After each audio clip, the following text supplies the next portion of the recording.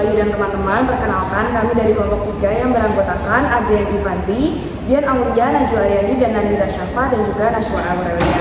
Pada kesempatan hari ini, kami akan mempresentasikan makalah yang berjudul Peran Arbitrase dalam Penyelesaian Sengketa Investasi Langsung Antara Pemerintah dan Investor. Sebelumnya, kami akan menjelaskan terkait latar belakang terlebih dahulu yang akan dijelaskan oleh Dian. Jadi latar belakangnya sendiri itu, investasi itu merupakan salah satu faktor penting dalam pembangunan ekonomi suatu negara, yang dimana investasi itu dapat meningkatkan pertumbuhan ekonomi, membuka lapangan pekerjaan, serta mendorong perkembangan teknologi dan infrastruktur.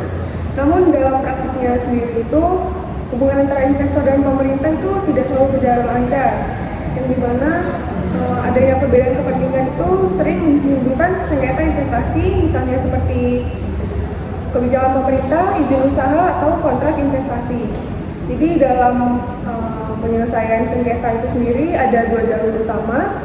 Yang pertama itu bisa melalui litigasi, yaitu di pengadilan. Yang kedua ada arbitrase sebagai penyelesaiannya itu, yaitu di luar pengadilan. Namun menariknya di sini itu dalam praktiknya itu arbitrase lebih sering dipilih untuk menyelesaikan sengketa itu. Jadi berdasarkan hal tersebut, kami di sini membahas 2 hal. Yang pertama ada mengapa arbitrase sendiri itu lebih banyak dipilih dibandingkan litigasi dalam sengketa investasi langsung, dan yang kedua itu apakah arbitrase sendiri telah memberikan kepastian hukum yang seimbang bagi pemerintah dan investor. Oke, baik. Nah, itu dia tadi latar belakang dari judul makalah kami. Lalu kemudian masuk ke materi yang kedua, yaitu adalah pengertian arbitrase. Arbitrase merupakan salah satu metode penyelesaian sengketa di luar pengadilan atau non-litigasi yang banyak digunakan dalam sengketa bisnis atau investasi. Secara umum, arbitrase ini adalah proses penyelesaian sengketa yang diserahkan kepada pihak ketiga yang netral, yaitu arbiter, yang dipilih oleh para pihak yang bersengketa. Di Indonesia, arbitrase diatur dalam Undang-Undang Nomor 30 Tahun 1999 tentang arbitrase dan alternatif penyelesaian sengketa. Dalam undang-undang tersebut dijelaskan bahwa arbitrase adalah cara penyelesaian sengketa perdata di luar peradilan umum yang didasarkan pada perjanjian tertulis antara para pihak. Beberapa ahli hukum juga memberikan definisi mengenai arbitrase. Misalnya menurut Subekti, yaitu arbitrase merupakan mekanisme penyelesaian sengketa yang dilakukan oleh seseorang atau beberapa orang hakim yang dipilih oleh para pihak sengketa. Nah, dalam praktik internasional, lembaga arbitrase yang sering digunakan adalah International Center of Settlement of Investment Disputes yang menangani sengketa antara investor asing dan juga negara. Berdasarkan data, jumlah sengketa investasi yang diselesaikan melalui arbitrase terus mengalami peningkatan setiap tahunnya. Kemudian hal ini menunjukkan bahwa arbitrase telah menjadi forum utama dalam penyelesaian sengketa investasi internasional. Selanjutnya akan dijelaskan mengenai alasan arbitrase lebih dipilih.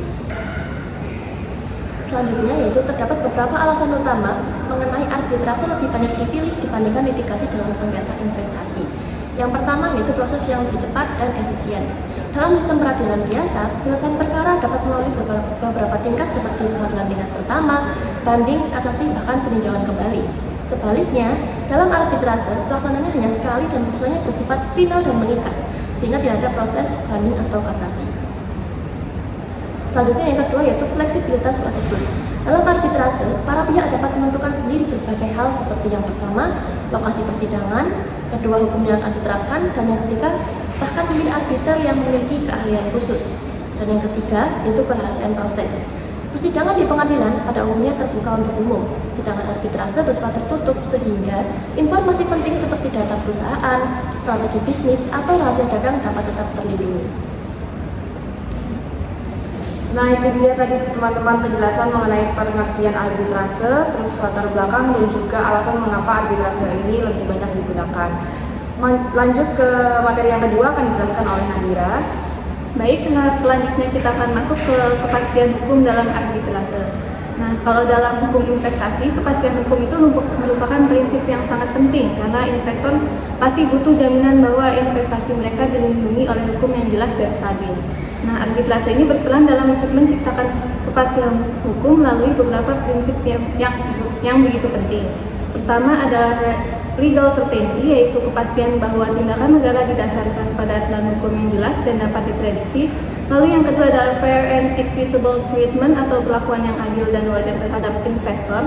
Prinsip ini mengharuskan negara untuk tidak melakukan tindakan yang diskriminatif atau sewenang-wenang terhadap investor. Lalu yang terakhir itu adalah legitimate expectation, yaitu harapan yang wajar dari investor bahwa kebijakan pemerintah tidak akan berubah secara tiba-tiba sehingga dapat merugikan investasi yang telah dilakukan.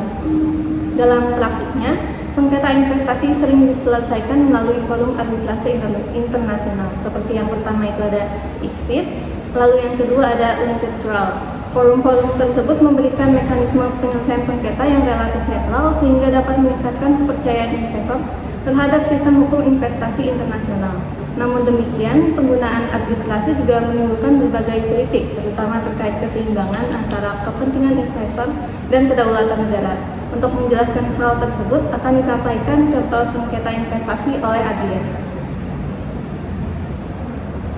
Baik, di sini kami memilih salah satu contoh sengketa investasi yang cukup terkenal, yaitu kasus Churchill Mining PLC melawan pemerintah Indonesia di forum arbitrase ICSID. Kasus ini bermula dari pencabutan izin usaha pertambangan di Kutai Timur oleh pemerintah Indonesia, yang kemudian perusahaan Churchill Mining menggugat pemerintah Indonesia melalui arbitrase internasional dengan nilai klaim sekitar 1,3 miliar dolar Amerika Serikat. Namun, dalam putusannya, Tribunal ICSID menolak seluruh klaim investor karena ditemukan indikasi penggunaan dokumen yang tidak sah. Dari kasus ini menunjukkan bahwa arbitrase tidak selalu memenangkan investor, dan negara juga dapat mempertahankan kebijakannya apabila dapat membuktikan bahwa tindakan tersebut sah secara hukum.